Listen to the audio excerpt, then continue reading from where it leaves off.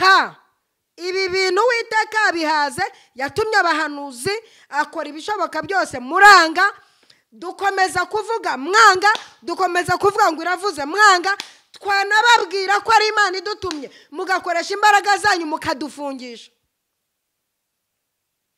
Uwiteka ntabwo aje gutuma abahanuzi aje gukora ubufindo. Hari ubufindo buje, hari ubufindo bubajeho mwarambitse Bibiliya hasi muri kwirirwa muvuga amateshwa. Hari ubufindo buje. Uwiteka azanya amabuye bobo muri abajura bakani mubaye abajura bayampe naya mbareberemo muzane nibi bitambo mbareberemo bakani mwafashwe ku byashinganywe bakani Imana yabwiye ngo mugende mu nkorere kandi mutinya muhinda umushyitsi ahubwo mukaba mushaka kubikamo abantu ubwoba. Mwebwe ntimushaka guhinda umushyitsi ahubwo aho mutumye murashaka kubabikamo ubwoba ngo mubakenyuruze utwabo mubakenyuruze inzabibu zanyu. Bakani muhagurutse tutazi n'uburyo muhagurutse mushaka gukoresha n'amapeti mudafite. Bakani mushaka gukoresha impano mudafite. Bakani mushaka gukoresha intwaro mudafite. Bakani mutumye urugamba abantu batsindirwa ku rugamba. Bakani mutumye abantu batagisubizwa kubera bakani. Bakani k'Uwiteka agiye kubicana n'abanyu bose barunzeho amabuye n'ibirundo.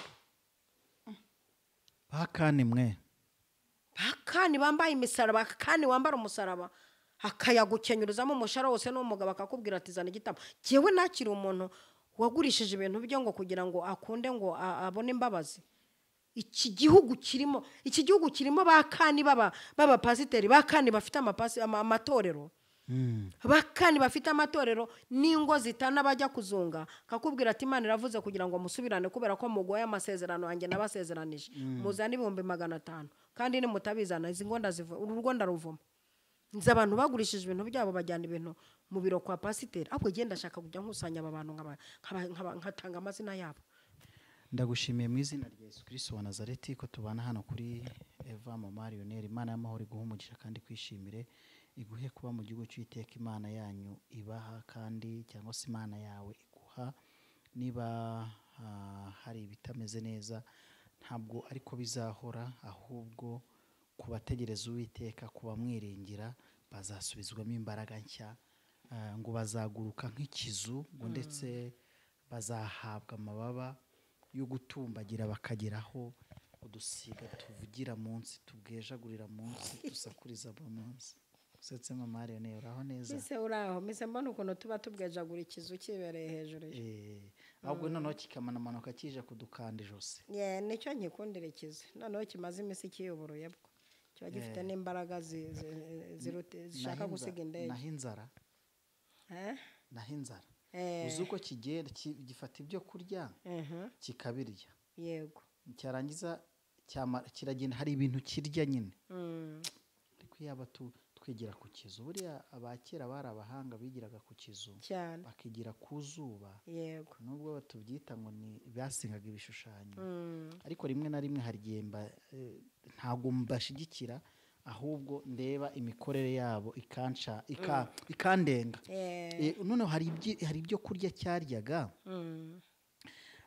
kikagenda noneho kikishonzesa nyuma y'ibyo byo kurya bikagishiramo cyarangiza kigakora ibintu kubera ko umuntu ufite inzara buriya n'umubiri uba woroshye. Yego kikipfura amababa ashaje kikikuraho umunwa ushaje ngo umunwa kibikura ngo gifite inshuro kidondagura urutare kijya ku rutare ngo kikadondagura kikadonda mpaka kugeza igihe uvuye hushaje agasigara umushyi. Ahubwo ndabeshye kiramanza kigakuraho inzara. Yego gikoresheje umunwa no gukubita ku rutare.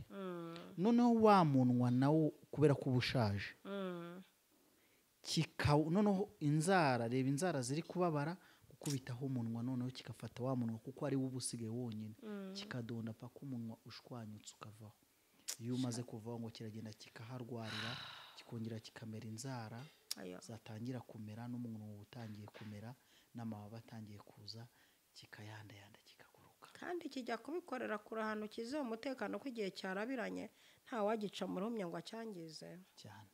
Aho hantu abari ku rutare umva kuntu ariko Bibiliya ari nziza. urutare ariko ko ari Kristo mwagiye muhuza ibintu. Umva umunwa ushaje none. Yego umunwa ushaje ibwiriza butumwa ryawe rirashaje. Ryashaje wagiye ugahonda inkweto zawe nazo zirashaje. wagiye ugahonda ku rutare ariko Kristo akaguha n'ingendo zawe kujyana ko zashaje uhora wagiye uvuga uti mvuye muri Australia mvuye mu No. Burusiya mvuye hehe Hendo. naho tuzi uvuye ntiturumva uvuze ngo tuvuye ku musozi gusengana n'abantu b'Imana. Imana Yego. yaradusubije. yego Mva amababa yabo arashaje inshuti yanjye. n'ukigera kuri mva nkubwire mvaho ngewe rwose utaza iyo nageze kuri Eva Mama nawe Lionel this nawe way ni irama iyo umuntu ageze irama arahanura. yego. Reka dushimire abantu bari burasirazuba iburengerazuba amajyepfo n'amajyaruguru umujyi wa Kigali nta gatandatu y'abadesipora abantu mwese mwakoze subscribe hano kuri Eva Mama Lionel abantu mukunda Eva Mama Lionel abantu mujya mumuhamagara mukaganira nawe akabaganiza akabereka iby'inzira y'agakiza. Imana y'amahoro ibishimire kandi bahe kuba mu gihugu cy'Uwiteka Imana yanyu baha niba wari urwaye akira ijambo ryo gukira kuko hano naho bakirira ntago ari aho baririra ntago ari aho basonzera aha naho barira ijambo ry'ubugingo bakagira imbaraga muri bo bakongera bakaguruka nk'ikizu. Haleluya. Niyo mpamvu twe tuvuze ku kizu kandi ndazi neza yuko abantu benshi bagiye basobanukiwe. Mama Lionel umeze neza? meze neza cyane. Ariko yumbwiye cyane rero nawe uranyica. aka kantu ka cyane yo kabuzeho satani ntababara. Ese aka kababaza satani n'umuntu umaze iminsi ashaka kugucishamo ijisho n'umuntu umaze iminsi akwanariza iyo ushyizeho cyane anariza ubuzi kubye. okay. Kana kantu k'ubwenge. Yego. Imana y'amahoro ikwishimire cyane. Amen. Uyu munsi rero nakugendeye ndatekereza ariko ibyo natekereje ko uri buze kutubwiraho reka tugusaba umanze senga Imana. Reka dusenge Imana yaremye ijuru n'isi. Haleluya. Turagushimiye Imana yaremye ijuru n'isi udufiteho ububasha udufite mu kiganza uturekuye rimwe gusa twashira. Ariko tugushimiye ko utakora iryo kosa. Udukunda nk'inkimwe. Yego. Udukunda nk'akana gato. Yego. Udukunda urukundo rutagereranywa. Urwo udukunda n'ikimeze. Ndagushimira urwo rukundo udukunda. Sinzi icyo uduca. No mu gihe twagize intege nke tubona utubwiye ngo mwana wanjye niwihana ndakugirira neza. No mu gihe abanyabyaha barushijeho kubaba baravuga ngo mwese muze usange mbaruhure. Urukundo ugira turarukubahira. Twemerera uyu mwanya ijambo tugiye kuvuga riherekeshwe n'imbaraga z'urwo rukundo. Umuntu wese ugiye kuryakira rimuberere ishyashya mu mutima no mu buzima mu izina rya Data wa twese Umwana n'Umwuka Wera. Amen. Amen. Imana y'amahoro iguhe umugisha. Amina cyane. Uyu munsi wa none tuzengurutse muri social media tuzengurutse muri Bibiliya ariko natekereje ku kintu bajya bita icyaha cya Kani.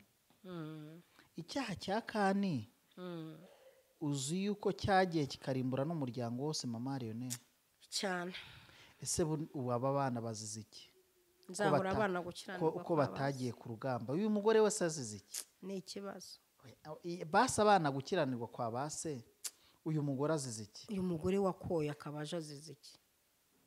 Mama Lionel ndakwinginze tubwira icyaha cya Kani.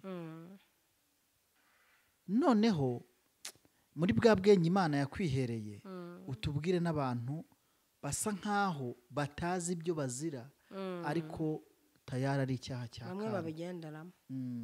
Imana iguhe umugisha Mama Lionel. Reka turebe biri uko ivuga mu gitabo cya Yosuwa igice cya 7 turahera ku murongo wa 16 anisha icyo dushaka kumvikanisha. Haravuze ngo Yosuwa azinduka mu gitondo kare ahamagaza Abisiraheli n'imiryango yabo ukwiriye. Umuryango wa Yuda uratoranywa yigiza hafi amazu y'Abayuda afata inzu ya Zera yigiza hafi n'inzu y'Abazera n'iminjyaro zayo afata Zabudi yigiza hafi urubyaro rwe muntu umwe nuko Akani mwene Karumi mwene Zabudi mwene Zera wo mu muryango wa Yuda arafatwa. Maze Yosuwa abwira Akani ati mwana wanjye ndakwinginze wubahe Uwiteka Imana y'Abisiraheli uyaturire maze umbwire nonaha icyo wakoze ntumishe. Akani asubiza Yosuwa ati ni ukuri nacumuye ku Uwiteka Imana y'Abisiraheli, uko nabigenje nuko nabonye mu minyago umwambaro mwiza wa Shinari. Mwumva icyo yazize, umwambaro mwiza wa Shinari na shekeri z'ifeza 200 n'umuhimba w'izahabu w'igipimo cya shekeri 30. Ndabyifuza mpera ko ndabyenda mbihisha mu gitaka biri mu ihema ryanjye hagati, n'ifeza riri munsi yabyo. Uwo mwanya Yosuwa yohereza intumwa zigenda ziruka zihina mu ihema, zisanga bihishwe mu ihema rye n'ifeza iri munsi yabyo. Nuko babikuramo babizanira Yosuwa n'Abisiraheli bose, babirambika imbere y'Uwiteka. Yosuwa n'Abisiraheli bose bafata Akani mwene Zera, benda ifeza n'umwambaro n'umuhimba w'izahabu n'abana be abahungu n'abakobwa, n'inka ze n'indogobe ze n'intama ze n'ihema rye n'ibyo yari afite byose, babijyana mu gikombe cyitwa Akori. Bagezeyo Yosuwa aravuga ati ni iki cyatumye tugwa nabi? Nawe Uwiteka arakugwa nabi uyu munsi. Abisiraheli bose bamutera amabuye, n'urubyaro rwe barutera amabuye, maze barabatwika. Ayaya. Birangiye bamurundaho ikirundo kinini cy'amabuye, kiracyariho n'ubu. Nuko Uwiteka arigarura, areka uburakari bwe bukaze. Nuko izina ry'icyo gikombe ni Akori na bugingo n'ubu. Ariko si Uwiteka yigaruye Akani atahasize agatwe. Uwiteka arigarura kandi umugabo ahasize agatwe n'umuryango. Reka mvuga kandi muhereye muri gahunda yo gupanga urugamba rwo kujya gutera kuri Ayi. Ari kumwe na Yosuwa umugaba w'ingabo wari ubayoboye. Bari bafite amahirwe yo kujya bavugana n'Imana. Ariyo mahirwe abarokore benshi bapfushije ubusa. Kugira amahirwe yo kuvugana n'Imana, hanyuma hakabonekamo gukerensa ayo mahirwe, imboga zibona abana. Yego. Hama Uwiteka arababwira ati Ayi ndayibagabije. Yosuwa apanga ingabo, ndi Uwiteka nzabaha gutera mutsinde, ariko mutarajya gutera icyitonderwa. Aha niho Akani aguye. Mu cyitonderwa niho abarokore baguye. Mu cyitonderwa. Yego. Bintu byari okay, ariko hajemo icyitonderwa niho muri kugwa.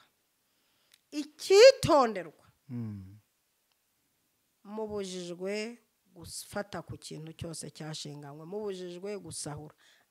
Abafite amaboko maremare mu yahine, ndayibagabije Ayi, ariko icyitwa amaboko maremare, icyitwa kwiba, icyitwa gufata ibyo mudahawe, mubireke niho muzatsinda.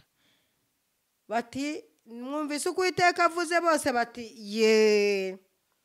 Murahiriye Uwiteka ko ibyo avuze muzabigenderamo, bose bati ye, nakandi muri ye, ijwi rye ryumvikanamo. Mwumvise ko ari Uwiteka Imana ibivuze ko tubujijwe gukora ku cyashinganye, bose n'ijwi ryakanirizamo ngo ye. Ariko bari bagiye kurwana mu gihe bari barokotse icyago cyo mu Egiputa. Uwiteka bibona ko bafite ubukene, koko bafite ifemba, ariko Uwiteka batega ko gatego kugira ngo umwe adatangira gufatafata kandi abanzi babo bakibarimo. Uwiteka yashakaga kubanza kurangiza abanzi babo ngo bazarye nta ntugunda, nta stress, nta rusasu, nta muntu bavuza induru hejuru. Nicyo Uwiteka bundi yashakaga. Bakiva mu Egiputa yaravuze ati ayi ndayibagabiza, ariko baracyafite inzara, baracyafite ubukene, baracyafite ihungabana. Ubwo bagifite ihungabana ry'intambara bavuyemo, kugira ngo aba bantu umwe atagenda afata barakennye. Ndi Uwiteka ndabizi, bagiye ku rugamba ruriho amaboro kandi barakennye. Abarokore ko mukennye tubizi. Uru rugamba ruriho amaboro kandi abarokore murakennye. Kandi kugira ngo hatazagira umwanzi uzaza kubavuza induru hejuru, ndashaka kubasaba ikintu cyiza. Yego. Nuko murwana mutitaye ku nzahabu muri bubone. Murwana mutitaye ku maboro muri bubone. Yego. Ubundi ko ari ayanyu, ko mugiye kurwanira igihugu mukagitsinda, ko nzabereka uburyo abatunga mwagabanije ifemba. Yego. Bose baragenda ngo batangira kurwana. Umunsi wa mbere bararwana, ku munsi wa kabiri Akana atangira kubona boro. Hari abagabo rero bikundira za boro nk'Akana. Abatangiye kujya asokonyorora inzahaba atsimba ahantu ngo mu butaka. Umva ko babikuye mu butaka ari yabitabitse. Bantu mufite ibintu mwatabitse mu butaka, murapfa.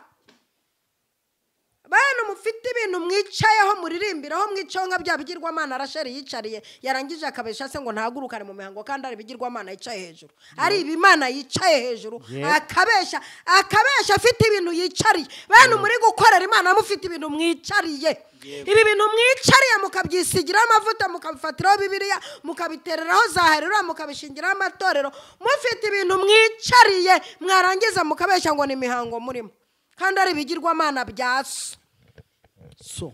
Byaso. Message iratambutse ubwo. Kandi barumvise. Inakomeye bene byo murumvise. Ibintu mwicariye mukabesha ngo niko Imana yababwiye. Ibintu mwicariye mukabeshera Imana kandi mufite ibintu mwicariye. Ise ati haguruka muko, ati ntabwo nahaguruka ndi mu mihango niyanduje, kandi ari ibintu yicariye. Ibi bintu mwicariye muraje mureba kabisa. Si kera ni vuba hangaye iminsi ndi kwibarira ku ntoki. Uyu mugabo nawe asahura inzabibu agenda atabika mu butaka, akaza akigiranyo n'inyisha agafatanya n'abandi kurwana. Uko barwanye bakaneshwa, ngo baraneshwa kugeza ubwo babishemo benshi. Yosuwa biramucanga.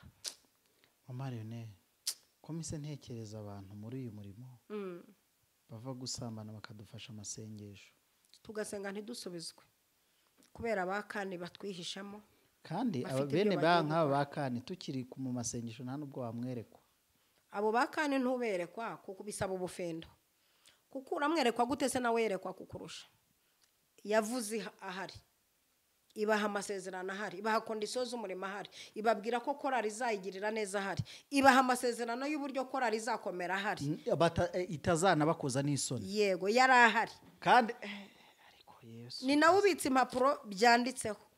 Ni gute wambwira ngo uyu muntu wamurondora gute ko uyu bisaba ubufindo? Uyu hakora ubufindo ntiyakora kurondora. Aha nta muhanuzi ukora hakora ubufindo.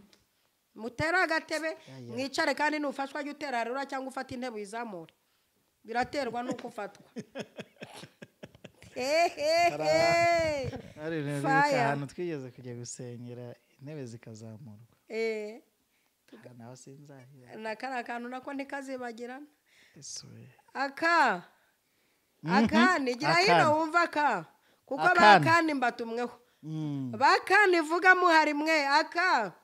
Akani ubitsa amabanga y'Imana. Akani utumye abantu batsindwa ubizi neza ko watabitse ibintu mu butaka. Yego. Akani utumye itorero risubira inyuma ubizi ko neza ko watabitse ibintu mu butaka. Akani utumye urugo rubura umugisha ubizi ko watabitse. Akani utumye abantu b'Imana batsindwa, abantu b'Imana kugeza isa bari mu buzima batishimiye kubera ibintu watabitse mu butaka. Akani we. Akani ibyawe bizamenyekaniye kuri uyu musozi ngo baratsinzwe kugeza ubwo Yosuwa yumva amanitse amaboko, ngo akajya abaza Yosuwa ati mu by'ukuri ko tuhaguruka Uwiteka yatubwiye intsinzi, kandi ko yavuze tubimenya, niwe wavuze ko yatubwiye intsinzi, kuki turi gutsindwa? Kondisiyo yaduhaye muri mwe nta muntu waba wazishe. Bose bati ni ukuri. N'Akana ati reka, bakani bavuga mbere. bakanini nabo batanga ibihano burya abizi neza ko ari we kabiterekwa agaha abandi ibihano akana gufasha no gusaka azi ko ari bubibitse akana gufasha n'amasengesho mukasenga nabizi ko ari ukugambanira akana agufasha no kuzamuka imisozi abizi ko ari warazinze amasezerano yawe akana agwerekeje no kwa sobukwe abizi ko arayo yisha ubukwe akana yishyira imbere akana aboneka mbere akane mani kurinda akane mu buzima bwawe akane ukugurira ikanzu azi ikintu yadodeyemo kavuga ati ndayimuhaye nyiguze 70 yanjye ariko ntazambyarana akane ukuyobora muri kampani akaba abizi ko ari buguha akazi ahantu azi yaguteza mbushe ngo Yosuwa ku nshuro akanabona bararangiye araza aravugira ati mu by'ukuri mutinya Imana nta muntu wabakoze ku byashinganywe ko mbona mu mpamvu ituma turi gutsindwa bigaragara ko ari umuntu wabakoze ku byashinganywe akana atishwe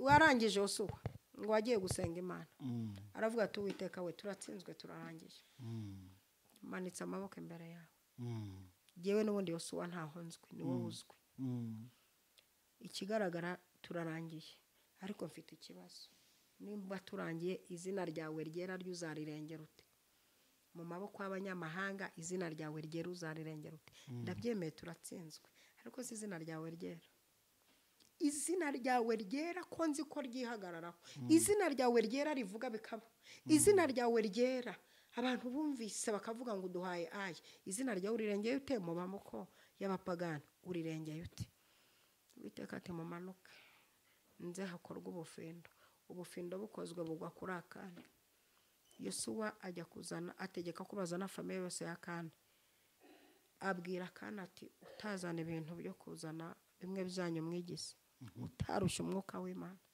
utazana bimwe byanyu by'abapene mwatura ibyaha mwabibatije amazina Imana imbabarire gufasha Imana gusarura wanze kuvuga kuroga utazana bimwe byanyu byo kuvuga ngo Imana mbabarire gufata ibyo ntahawe ubizi kuri umujura afite ukuntu babatiza ibyaha abantu n'abaninja umuntu arakubwira ati Imana mbabarire cyo kuraranganya amaso sivuga kuraranganya amaso amenya avuze iki kuraranganya amaso hari umuntu utarayize gutya ntubu yararanganije Imana mbabarire kuraranganya amaso uvuga kuraranganya amaso abakeneye ko mukoresha impano z'ubwenge mukamenya yuko niba ubwo ari umugabo areba inyuma yavuze se ko ari umuhehesi akareba n'imbere y'inzu ibyaha mwabatije niba ari umukobwa ubwo nyine ceca mwazanye mu kwihana yirirwa agera amapantaro ageresha metero y'ubudozi da ibi bintu mwigize mukigira imbobo murepeta mukigira imbobo musenga mukaba mubaye imbobo zo mu murimo w'Imana bakane mukaba mubaye imbobo muvuga indimi mukaba mubaye imbobo muri abajura bakane mubaye abajura bayampenaya mbareberemo muzane nibe bitambo mbareberemo bakane mwafashwe ku byashinganywe bakane Imana yabwiye ngo mugende mu nkorere kandi mutinya muhinda umushyitsi ahubwo mukaba mushaka kubikamo abantu ubwoba mwebwe ntimushaka guhinda umushyitsi ahubwo aho mutumye murashaka kubabikamo ubwoba ngo mubakenyuruze utwabo mubakenyuruze inzabibu zanyu bakane muhagurutse tutazi n'uburyo muhagurutse mushaka gukoresha n'amapeti mudafite bakane mushaka gukoresha impano mudafite bakane mushaka gukoresha intwaro mudafite bakane mutumye urugamba abantu batsindirwa ku rugamba bakane mutumye abantu batagisubizwa kubera bakane kuwiteka agiye kubicana n'abanyu bose barunzeho amabuye n'ibirundo bakane mwe bakane bambaye imisaraba bakane wambara umusaraba akayagukenyuruzamo umushara wose n'umugabo akakubwira ati zana igitabo jewe nakiri umuntu wagurishije ibintu byo ngo kugira ngo akunde ngo abone imbabazi iki gihugu kirimo bakani baba pasiteri bakani bafite amatorero bakani bafite amatorero n'ingo zitana bajya kuzunga kakubwira ati Imana iravuze kugira ngo musubirane kubera ko mugoye amasezerano yanjye nabasezeranije muzana 500 kandi nimutabizana izi ngo urugo ndaruvuma nzi abantu bagurishije ibintu byabo bajyana ibintu mu biro kwa pasiteri ahubwo genda ashaka kujya nkusanya aba bantu nkatanga amazina yabo muranakabije kandi maze kubamenya muri benshi nimutisubiraho ugenda batanga ahubwo ndaje aho ejo ni kuwa mbere ndabatanga murakabije bakane kugira ngo ibaze we umuntu w'umupasiteri ati ngiye mbasezeranya naravunitse none ngiye kubasezeranya mwibanga kugira ngo musubirane zari zasenyutse kugira ngo ndusubiranye muzane 500 byihuse umuntu ama ubuhamya ati naraye nguza kugeza mu gitondo cyakoze kubw'amahirwe ndayabona ayo nguza yarambere ayo nguza umuntu nzungukira kubw'amahirwe ndayamuhari yavuze ko nidusubirana tutayamuhaya tuvuma barayamuha arabasubiranya ati mwubaka ubu nabakene bitewe nabakana aka kenyera nkubwira urupfu giye gupfa Uwiteka agiye kugukanira urugo kwiriye senyine urakabije tumye abantu batsindirwa ku rugamba kandi ari abahanga mu kurwana tumye abantu batsindirwa ku rugamba ari abahanga mu gusenga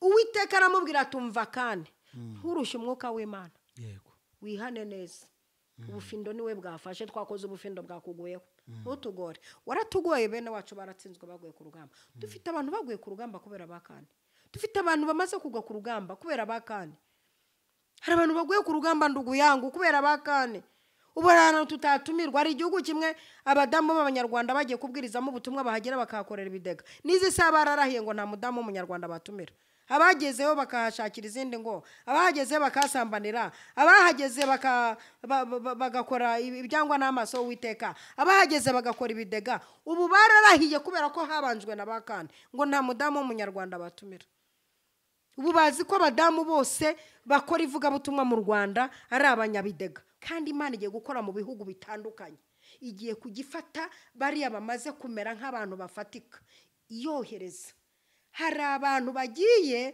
kwigira hirya aho ngaho mu bitaro bakajya bava kuri bomboni zibakuranwa ibitaro bibasimburanya n'ibindi hari abagiye kujya muri za gereza zikajya zibasimburanya n'izindi kuko mwanze kumvira Uwiteka ageza aho bakanira urubakwiriye nimba atababariye atarababariye akana abana be bakabigenderamo mwebwe amahirwe mugize Imana iri kureba mu bana ikabonamo abahanuzi ikabonamo abavugabutumwa ikabonamo abanyamasengesho ikavuga iti ngiriye bariya abana mba nkurimbuye ariko hari n'abazabigenderamo muri nzahora abana gukiranirwa kwa base ibi birabaye akana Uwiteka arangije aravuga tumva hatabuzemo n'umwe mu ndundireho icyitwa amabuye ntibigeze bacukura imva ntibigeze bariremba ngo twese tuzahurirayo kuri wa mugezi mwiza umugezi utunganye w'Imana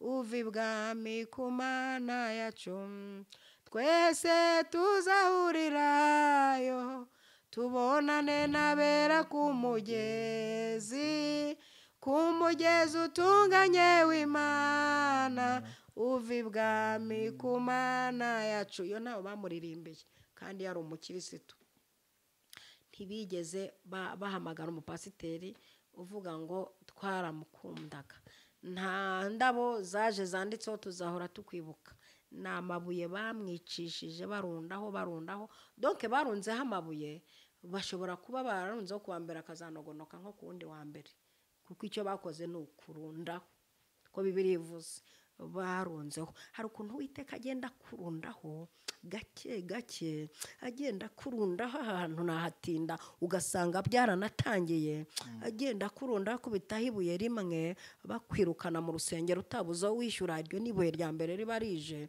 ejo akakubitaho irindi ugasanga utakaje kontorore utangiye kuvuga bati amara imezi 3 atavuga batangiye kurundaho akongera akaza karundaho bati turufunze burundu abari marundaho agenda rundaho kugeza igihe uzanogonoka nka nyuma y'ukwezi ukagenda ukoherwa ariko uzuko ngo bamurundiyeho ahantu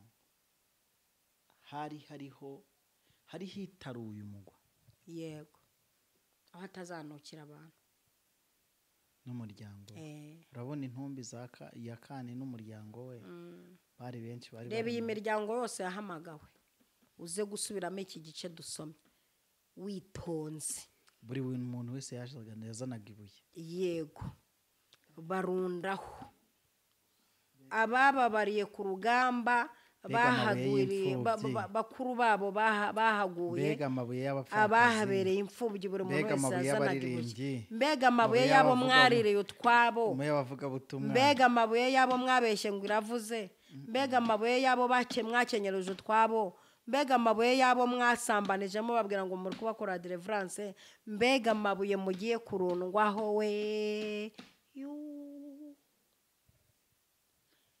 ndashoje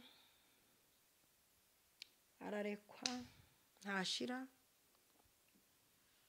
ariko amakuru ya kane ntaryoshye ivuga yumva kondisiyo zigatangwa hari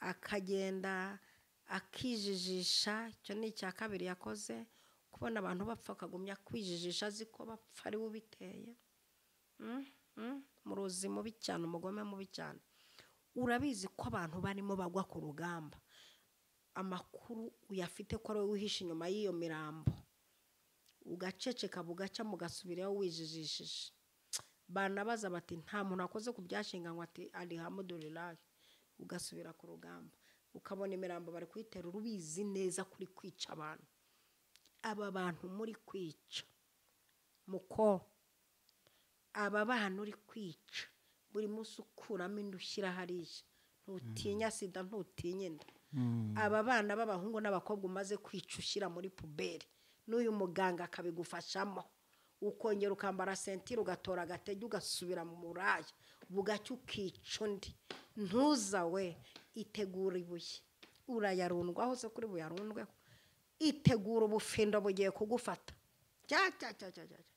kandi warangiza mu gitondo kazinduka ufata mikrofone ngiki cyo mugiye kuzira nta n'ikindi mwananiwe guhitamo ngo mugende muhitamo umwami mukorera muri kuvanga abami hari ibintu bitavangwa n'isirikwe hari abagabo batabangikanywa Imana na Satani ntabwo ibi bintu bivamo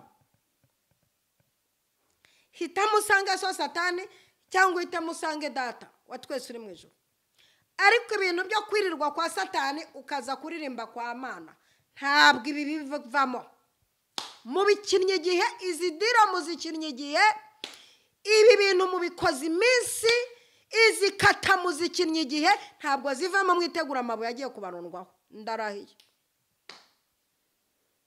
ibi nabitumwe n'Imana simpanuye natumwe abahanuzi barahari baza guhanura kuri social media ibi bintu muri kwigira muri biro mukoreramo ibyamfura mbi musambaniramo iyi miti muri gutumura aya maparufe muri gutera umuntu winjiye aje muri biro zanyu akinjira ataye kontrole mukamuragira akamenya ubwenge amaze kubamariraho ubutunzi bwe ibi bintu muri kwigira muri izi biro zirimo amabibiriya n'ibintu mwakuye mu Isiraheli n'ibintu mukoresha n'imiti mukoresha n'ababibafashamo n'imbaraga mukorana nazo mwitegure amabuye agiye kubarundwaho si kera nejo bundi musibesha ibi bintu Uwiteka bihaze yatumye abahanuzi akora ibishoboka byose muranga dukomeza kuvuga mwanga dukomeza kuvuga ngo iravuze mwanga twanababwira ko ari Imana idutumye mugakoresha imbaraga zanyu mukadufungisha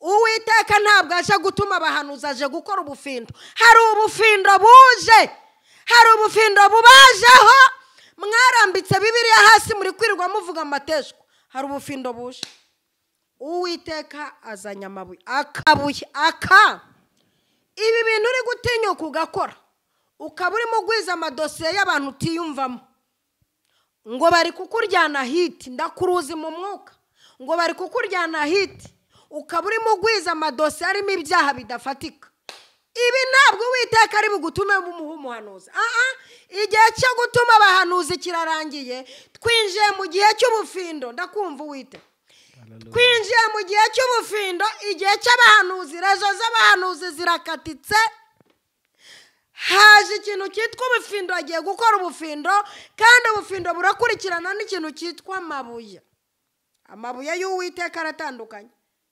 nababwiye ko atandukanye kandi ashobora kuba yararundwaho amabuye nawe hari amabuye y'Uwiteka kuko igihe cy'abahanuzi kirarangiye nabo Uwiteka bahaye ubwenge. Muri iyi minsi abahanuzi bagiye kugira ubwenge, bagiye kujya bahanurira kure y'induru zanyu, bagiye kujya bahanura mu bwenge. Rezo zabo zirakatitse mu buryo bakoraga, hagiye kuza ikintu cyitwa ubufindo bugiye kuba. Ubufindo bugiye guhera kuri utu dututi, ubufindo bugiye kumanuka bugere muri biro. Ubufindo bwamanutse, Uwiteka aje guhangana na bakani biyambitse ishusho y'intama ari ibirura. Ndashoje, ndagira ngo mbasengere. Imana ibafashe, ibagirire neza. Message iratambutse, abakwiye kuyumvira bageraho bayumve kandi bayumvire. Ndasaba Imana ngo igirire neza ubwoko bwayo, cyane cyane bakani bamenye kondisiyo z'urugamba. Kondisiyo z'urugamba mwarazishe bakani mwe, kondisiyo z'urugamba mwarazishe, kondisiyo z'ubuyobozi mwarazishe, kondisiyo zo kuririmba mwarazishe, kondisiyo z'ubuhanuzi mwarazishe, kondisiyo z'ivugabutumwa mwarazishe, kondisiyo z'umuhamagaro mwarazishe, kondisiyo mwazizanye ikintu cyitwa inda nini, mukizizanamo ikiganza gisahura, muzizanamo ikiganza gishaka inzabibu, muzizanamo ikiganza gishaka ituro rinini ritoya ngo nimuryikoza. Ibi bintu mwazanyemo kondisiyo zikomeye, Uwiteka aje gukora ubufindo. Kandi ubu bufindo burakora agakoryo, muraje mukabona. Mana ishobora byose, umanukanye ubufindo, kuko abahanuzi barabasuzuguye urababara. Watumye abahanuzi basa neza barabapinga ngo nibyo bigira ngo n'amaturo bahaze. Utuma abahanuzi basa nabi barabafunga. Utuma abahanuzi bavugisha ukuri babima ijambo babasohora mu nsengero, ubu ntibakemerewe kuvuga mu nsengero. Utuma abahanuzi baza ku mbuga nkoranyambaga barabasuzugura. None winjiye mu gihe cy'ubufindo. Iki gihe cy'ubufindo rero bugiye gufata abakani, warababuriye, ubaha kondisiyo, ubatumaho, none igihe cy'ubufindo kirageze. Ntitunejejwe nuko bakani bagiye gupfura urupfu ndi kubona. Dusabye imbaraga no kwera no kwezwa no gukiranuka kuri aba bantu. Usuka imbaraga zikomeye cyane, abantu bahinduke, abantu bakomere, abantu bave mu rujagararo. Ndagushimiye kuri Imana ibikoze neza, mu izina rya Data wa twese, Umwana n'Umwuka Wera. Amen, amen. Ubuntu bw'Umwami wacu Yesu Kristo n'urukundo rw'Imana no gufashwa n'Umwuka Wera bibane natwe twese ibihe bidashira. Amen, amen. Shalom, shalom. Shalom.